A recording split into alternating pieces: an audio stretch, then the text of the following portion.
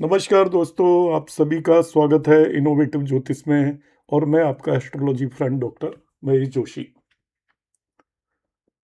Previously आपने मेरा प्रश्न एस्ट्रोलॉजी का एक वीडियो देखा होगा, जिसके अंदर प्राचीन प्रश्न के बारे में हमने बात की थी। आज मैं उसी से रिलेटेड और एक कंसेप्ट आपको बताऊंगा। आप वीडियो को अंत तक देखिएगा। यदि अभी तक आपने चैनल सब्सक्राइब नहीं किया है तो आप इस चैनल को सब्सक्राइब करें और साथ ही साथ बेल आइकन को प्रेस कर लें, जिससे कि आपके पास नोटिफिकेशन आता रहे। देखिए, मैं आपको इसका थोड़ा सा बैकग्राउंड जरूर बताना चाहूंगा। ये प्राचीन प्रश्न ज्योतिष के कंसेप्ट में आपके सामने प्रेजेंट कर रहा हूं। आज से 50 या 100 साल पहले लोगों के पास जन्म कुंडलियां नहीं होती थी, उनके जन्म के समय भी नहीं होते थे। बहुत कम लोगों से के पास अपने बर्थ की डिटेल होती थी। अधिकतर लोगों को तो अपनी जन्म की तारीख भी पता नहीं होती थी। अधिकतर का मतलब 95% से ऊपर लोगों के पास। मगर वो भी फिर एस्ट्रोलॉजर्स के पास जाया करते थे और एस्ट्रोलॉजर उनका समाधान किया करते थे। जब उनके आपके पास जन्म कुंडली नहीं होती है, तब हम प्रश्नों का जवाब देने के लिए प्रश्न एस्ट्रोलॉजी की को यूज करते हैं। और प्रश्न एस्ट्रोलॉजी बहुत सटीक तौर पर आपको इनके आंसर देती है। यदि जन्म कुंडली आपके पास है, तभी भी जन्म कुंडली को एनालिसिस करना हर किसी के बस की बात नहीं है। उसको एनालिसिस करने के लिए बहुत लंबा एक्सपीरियंस चाहिए होता है। 50 साल की पूरी आराधना और तपस्या चाहिए होती है, तब कहीं जाकर हम कुंडली को एनालिसिस करना सीख पाते हैं। तो ऐसे में ये प्राचीन समय पर जो हमारे विद्वान थे, उन्होंने ऐसे तरीके बना रखे थे जिसके अंदर कि वो आसानी से, बहुत आसान तरीके से प्रश्नों का आंसर कर पाते थे। इसलिए प्राचीन प्रश्न मैं यहाँ पर लेकर आया हूँ। आपको पता है कि मेरा एस्ट्रोलॉजिकल बैकग्राउंड है, कई पीढ़ियों से मेरे परिवार में भी एस्ट्रोलॉजी चलती है। तो मेरे पास ये सभी सूत्राज हैं। मेरे स्टूडेंट्स ने रिक्वेस्ट की, तो मैंने सोचा मैं क्यों नहीं आप सभी को ये यूट्यूब पर इनको शेयर करूं। एक दूसरा कंसेप्ट जो मेरे पिछले वीडियो में 2-3 बहनों ने प्रश्न भेजे थे कि इसका आधार क्या है। देखिए, प्रश्न ज्योतिष का आधार होता है चंद्रमा। चंद्रमा हमारे मन का कारक होता है। आपके मन के अंदर कोई भी प्रश्न पैदा होता है तो उसका जनक चंद्रमा होता है, मन होता है। और जब उस समय पर जो भी ग्रह आपके इस यूनिवर्स को, ब्रह्मांड को रूल कर रहे होते हैं, शासन कर रहे होते हैं, उन्हें हम बोलते हैं शासक ग्रह। और वो ग्रह आपको एक एस्ट्रोलॉजर के पास लेकर जाते हैं। बगैर उन ग्रहों के दबाव और चंद्रमा के आप एस्ट्रोलॉजर के पास नहीं जा सकते। तो जब आप एस्ट्रोलॉजर के पास जाते हैं तो एस्ट्रोलॉजर अपने तरीके से आपसे कोई नंबर पूछता है, कहीं पर उंगली रखवाता है किसी नंबर पर।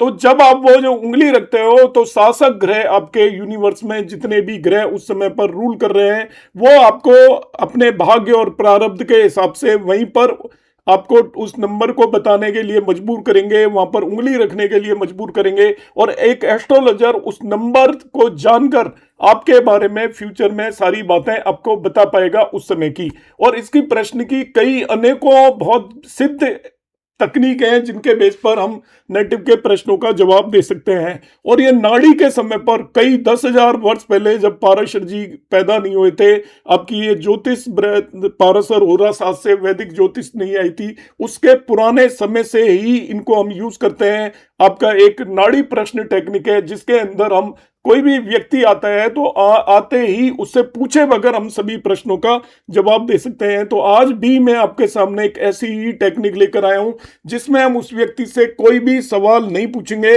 और उसके प्रश्नों का जवाब वहां पर मौजूद होगा। इसको जो मेथड है, इसको हम बोलते हैं पूर्णानंद प्रश्नावली। तो पूर्णानंद प्रश्नावली के दो तरीके हैं। आज मैं एक तरीका डिस्कस करूंगा।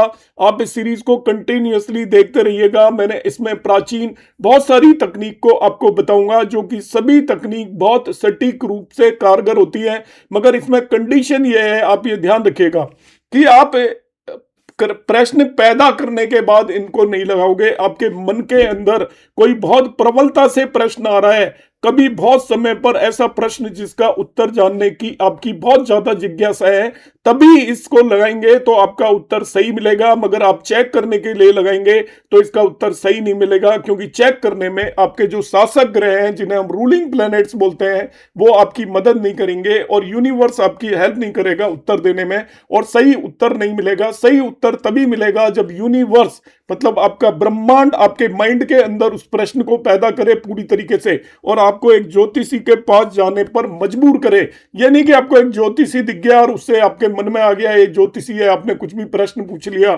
तो उसका कोई भी फायदा नहीं है। आपका ईमानदार प्रश्न होना चाहिए, तभी इसका उत्तर मिलेगा। अब मैं आपको बताऊंगा पूर्णानंद प्रश्नावली का क्या कंसेप्ट है।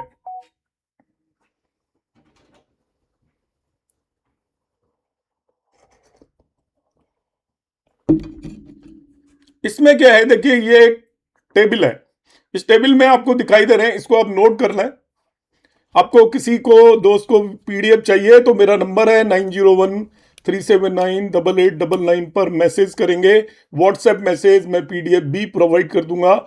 फिर से मैं अपना बता देता हूँ, काफ़ी लोग नाराज हो जाते हैं कि मैं अपने कोर्सेज के बारे में क्यों बताता हूँ, क्योंकि उनको मतलब है कि उनके काम की चीज़ मिल जाए, मैं अपनी बात ना बताऊँ।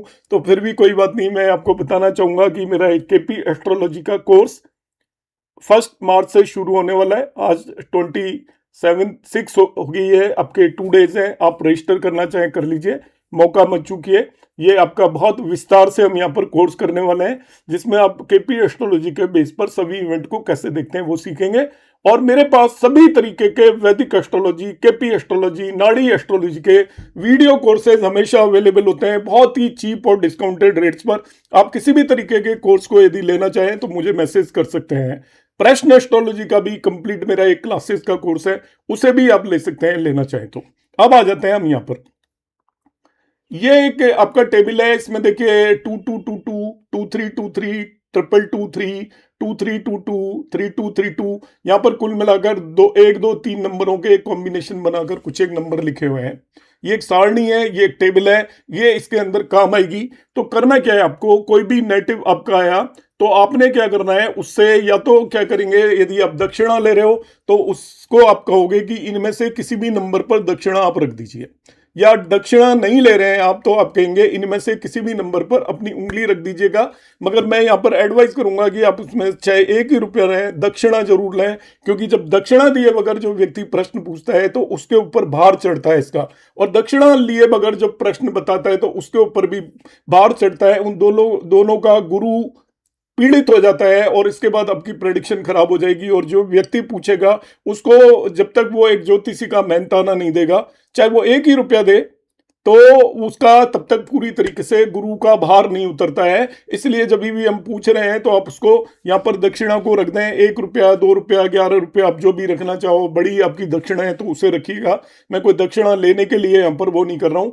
ये इसका एक तरीका है जो शास्त्रों में लिखा हुआ है। तो आपको अपनी उंगली को रख देना है इनमें से किसी भी नंबर पर, और अपने इष्ट देव के मंत्र को जाप करना है। जो व्यक्ति पूछ रहा है उसे भी और जो व्यक्ति बता रहा है उसे भी, दोनों को करना है, ध्यान रखना है। इष्ट देव दोनों के अलग अलग होंगे। अब बहुत लोगों को पता ही नहीं होता इष्ट देव कौन है, कोई इष्ट देव नहीं है उनका।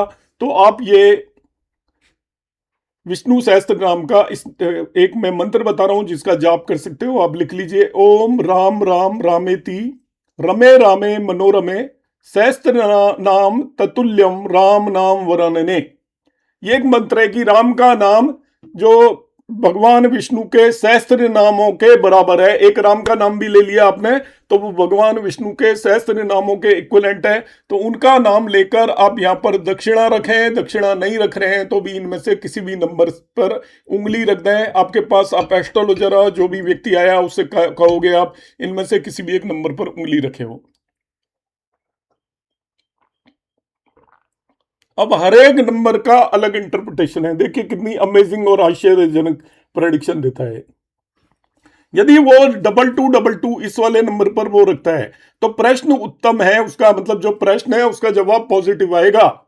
उसमें हम उसको बताएंगे, उसको पूछे बगैर बताएंगे, विद्या शीघ्र प्राप्त होगी, अच्छे नंबरों से परीक्षा में उत्तीर्ण होंगे, तरक्की होगी, राज सम्मान मिलेगा, मुकदमे में विजय होगी, शत्रुओं का सिर नीचा होगा, लोगों में प्रशंसा होगी।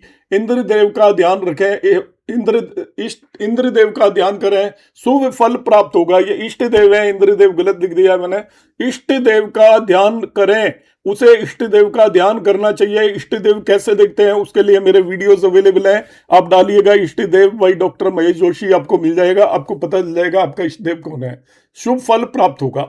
यदि नंबर आ जाता है दूसरा 2-3 पे कोई फिंगर रखता है तो यह प्रश्न मध्यम है, मतलब इसका जो व्यक्ति का काम बनेगा भी नहीं भी बनेगा, बीच की सी स्थिति होगी, तो इसमें हम उसे कहेंगे, बगैर उससे कुछ पूछे हुए उसे हम कहेंगे तुमने जो कार्य सोचा है उसके पूर्ण होने में देर है, अभी आसानी से पूर्ण नहीं होगा। कुछ धन व्यय करने पर मित्र के द्वारा कार्य सिद्ध होगा। आपको पैसा भी खर्च करना पड़ेगा और यार दोस्त और अपने रिश्तेदारों की मदद लेनी पड़ेगी। किसी स्त्री के माध्यम से लाभ होने की आशा है। स्त्री का मतलब वो बहन हो सकती है, माँ हो सकती है, वाइफ हो सकती है, उसके थ्रू लाभ होने की आपकी आशा है, ये हम कहेंगे। यदि वो 222-3 पर रखेगा, यहाँ पर ये उन्हीं नंबरों के बारे में बात कर रहा हूं जो यहाँ पर लगे हुए हैं। आप देखिए टोटल 16 नंबर है और सभी 16 नंबरों का अलग अलग फल कथन है।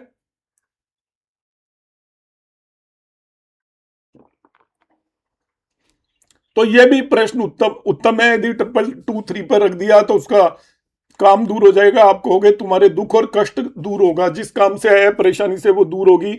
झगड़ा व कलह समाप्त होंगे, विवाद में विजय मिलेगी, धन एवं संतान की प्राप्ति होगी। मतलब ये सारा शुभ है।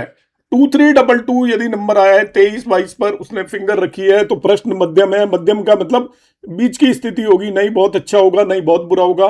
तो तुम सबके साथ भलाई करते हो, हम उसे कहेंगे, परंतु शत्रु सामने मीठा और पीछे बुरा बोलता है। तुम्हारा बनता हुआ कार्य शत्रु ने बिगाड़ दिया है, अतः श्री हनुमान जी की पूजा करें, तुम्हारा कल्याण होगा। यदि 3232 पर रखता है तो यह प्रश्न नॉर्मल है, तो हम उसे कहेंगे तुम्हारे शरीर में चिंता और पीड़ा लंबे समय से है, उपचार में कमी नहीं रखी फिर भी लाभ नहीं हुआ, भयानक स्वप्न भी आते हैं। इस हेतु श्री मां मृत्युंजय मंत्र का 11,000 बार जाप करने पर अवश्य लाभ होगा। देखिए यहाँ पर हम रेमेडी भी बता रहे हैं साथ साथ। तो प्राचीन ज्योतिष की यही मानता है, वो बगैर पूछे आपको जवाब दे रहा है। आपको कुछ नहीं पूछना, वो आपको सारे प्रश्नों आप जैसे ही रखेंगे वो आपको ज्योतिषी यहाँ पर बगैर पूछे जवाब दे देगा और साथ साथ वो आपको रेमेडी भी बता देगा।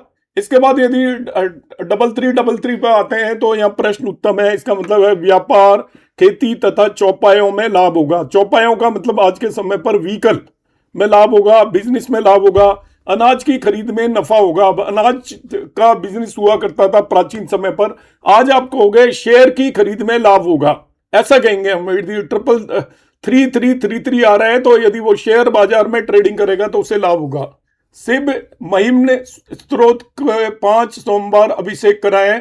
आप सिंपली आप शिव जी का अभिषेक करा दीजिए आपके 5 सोमवार तक, तो आपको अवश्य लाभ होगा, आपके रुके हुए काम बन जाएंगे, आपको प्रॉफिट कई गुना बढ़ेगा। यदि 3332 आ रहा है, 3332 आ रहा है तो प्रश्न मध्यम है। तुम बहुत दिनों से प्रयास कर रहे हो पर अभी तक कार्य सफल नहीं हुआ। 2 स्थानों पर बात पक्की होने लगी थी पर शत्रुओं ने बनता हुआ कार्य बिगाड़ दिया। अब कार्य सफल होने का अवसर है। तांबे का मंगल यंत्र लाकर पूजा करें। तांबे का जो मंगल यंत्र है वो बाजार में बने बनाए मिल जाते हैं, बड़े सस्ते से मिल जाते हैं। किसी ज्योतिषी से ना लें, वो आपसे बहुत ज्यादा पैसा ले सकते हैं। बाजार में बने बनाए मिलते हैं ये, जिन पर पूजा पाठ का सामान मिलता है, उससे कहें तांबे का मंगल यंत्र लाकर आप पूजा करें। फिर आपका यदि 3233 आ रहा है, 3233 आ रहा है तो भी प्रश्न उत्तम है। दिल की चिंता छोड़ दो, नौकरी लगेगी, श्री हनुमान जी का पूजन करो, शकुन शुभ है। तो यदि 3233 पर उसने उंगली रख दी है या दक्षिणा रख दी है तो समझ लीजिए उसका काम बन जाएगा और मोस्ट प्रोबेबली उसका जो प्रश्न होगा वो अपनी नौकरी और कारोबार से रिलेटेड होगा। यदि 2232 पर रख रहा है तो प्रश्न सामान्य है। जाली धोखेबाज लोगों का संग ना करो, पहले भी झूठा जाल आया था पर इष्ट देव ने तुम्हारी रक्षा की। जो तुम्हें फंसाना चाहता था वह स्वयं फंस गया, अब उसका कर्ज देना ठीक नहीं, मित्रता करना उचित नहीं।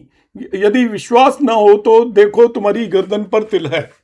जिसने 22-32 रखा यहाँ पर तो देखिए प्राचीन समय पर कितनी सटीक ये होती थी, वो पहले से ही बता देगा कि धोखेबाज लोगों के साथ रह रहे हो, उन्हें तुम्हें फंसाने की कोशिश की, मगर तुम बच गए, अब आगे सावधान रहना, उनके साथ मत देना, और आप उसका विश्वास करिए, आपके उसकी गर्दन पर तिल है, इतना बताएंगे।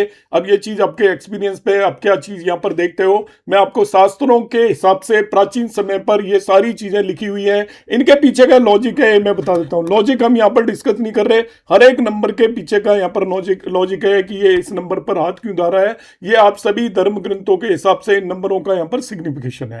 प्रश्न यदि सामान्य है, यदि 3222 है, तो तुम्हारा खोया हुआ माल कुछ दिनों में मिल जाएगा। मतलब वो व्यक्ति आपको इस वजह से आया होगा कि मेरा सोना चांदी का ये खो गया है, वो खो गया है, इस कार्य में धन का खर्चा होगा, मतलब खोया हुआ माल मिलेगा, धन का खर्चा होगा। तो आज के समय में क्या समझेंगे हम, भाई पुलिस को कुछ खिला पिला दो तो पुलिस आपका माल रिकवर करा देगी, पुलिस को पता होगा, मगर पुलिस आपको दिला नहीं रही होगी, तो आप कुछ खर्च करोगे तो आपको सामान मिल जाएगा।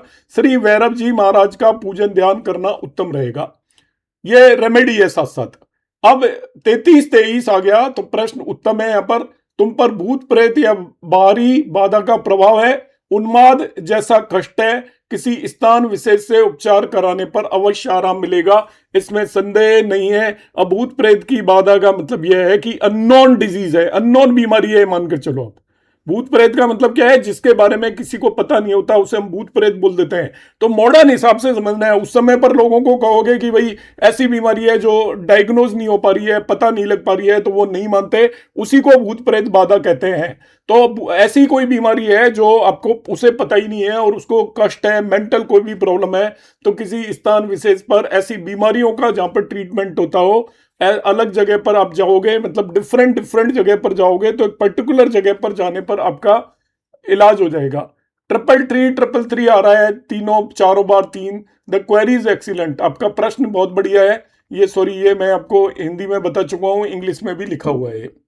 अब आता है 2333, प्रश्न मध्यम है। तुम पर किसी औरत ने कुछ करा है, तुम्हारे पेट, घुटनों, कमर, पसलियों आदि जोड़ों में कष्ट होता है। रोज रात 9 से 11 बजे तक श्री हनुमान जी महाराज का पूजन करो, दुख दूर होगा। देखिए रेमेडी साथ साथ चली आ रही है, उससे प्रश्न पूछने की जरूरत नहीं है। इनमें से कोई घटना उसके साथ होगी, आपकी एंड टू एंड वेरीफाई हो जाएगा, वो व्यक्ति कहेगा हाँ जी ऐसा ही है। 3112 यदि आ रहा है तो प्रश्न उत्तम है। आपको जो मुख्य कार्य करना है वह गांव से दूर करना चाहिए, कोई कामों की फिक्र ना करें, 15 दिन में कार्य सिद्ध होगा। हनुमान जी की पूजन करना शुभ रहेगा। तो आपका जो मेन जो भी काम करना चाहते हो इस केस में, वो आप जहां रहते हो वहां से दूर किसी जगह पर जाकर करोगे तो आपके काम बनेंगे और आपके काम सिद्ध होंगे। 3313 है तो प्रश्न मध्यम है।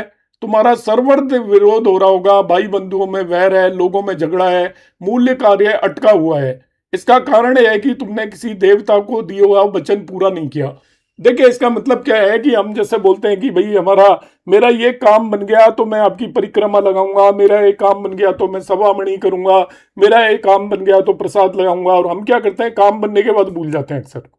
तो ऐसी स्थिति है, तो उसकी वजह से तुम्हारा सर्वत्र विरोध हो रहा है, भाई बंदियों में वैर है, लोगों में झगड़ा है, मूल कार्य अटका हुआ है। इसका कारण यह है कि तुमने किसी देवता को दिया हुआ वचन पूरा नहीं किया है। तो आप याद करिए कि कौन सा किसी का आपने कुछ बोल तो नहीं रखा था, उसे आप पूरा करें तो आपका काम बनना शुरू हो जाएगा।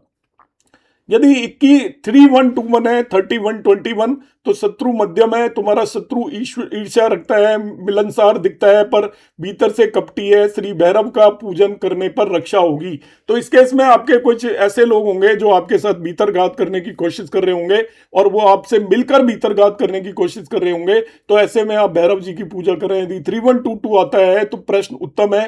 तो तुमको इस वर्ष संतान सुख की प्राप्ति होगी, प्रयास में भी लाभ होगा, कुछ पुण्य कार्य करो शुभ मिलेगा। तो इस तरीके से देखिए हम यहाँ पर ये सभी कॉम्बिनेशंस के जो ऊपर मैंने आपको बताया था एक टेबल, उसके अंदर जितने भी नंबर हैं तो आप उस नेटिव को आएगा श्री राम राम रामेति रमे रामे मनोरमे सहस्र नाम ततुल्यम राम नाम वराने का आप पाठ करके यहाँ पर आप उससे कहें कि किसी पर भी उंगली रखें और जिस पर उंगली आएगा उसका फल कथन पढ़कर आप उसे लिख कर दे दें ये स्थिति है। तो व्यक्ति आपका इसमें मानेगा कि हाँ बिल्कुल यही स्थिति है। साथ साथ उपचार भी दिया हुआ है जहां पर उसकी पीड़ा है उसका। मगर एक चीज को फिर से मैं रिपीट कर रहा हूं क्योंकि अविश्वास बहुत लोग बताते हैं कि नहीं ऐसा होता नहीं होगा, वैसा नहीं होता होगा। आप पहली बात यह है कि मैन्युफैक्चर्ड बनाए हुए प्रश्नों का जवाब ना दें।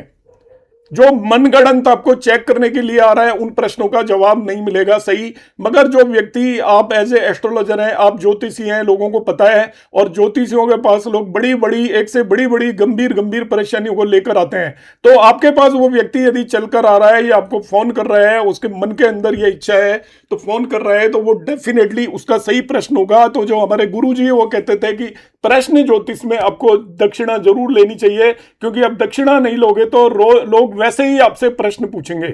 जब उन्हें दक्षिणा देनी पड़ेगी तो वो तभी प्रश्न पूछेंगे जब उनके मन के अंदर बहुत गहराई से वो प्रश्न आ रहा है। इसलिए अब दक्षिणा लें, मगर दक्षिणा यदि आप लेते हो तो आप ईमानदारी से काम करें और भगवान की पूजा करें, नहीं तो आपका ज्योतिषीय ज्ञान शून्य हो जाएगा। आपकी प्रेडिक्शन, आप जो भविष्यवाणियां करोगे वो बिल्कुल भी सही नहीं होंगी, क्योंकि आप जब तक खुद मन और चेतन, शरीर से, कर्म से, सभी तरीके से यदि आप शुद्ध नहीं है तो आपके प्रश्नों का जवाब जो आप दे रहे हो इस तरीके से वो सही नहीं आने वाला है। वो सही तभी आएगा जब आपकी आत्मा शुद्ध है और आप एक मन और तन मन धन सभी तरीके से आप एक शुद्ध और अच्छे व्यक्ति हैं। नमस्कार, धन्यवाद।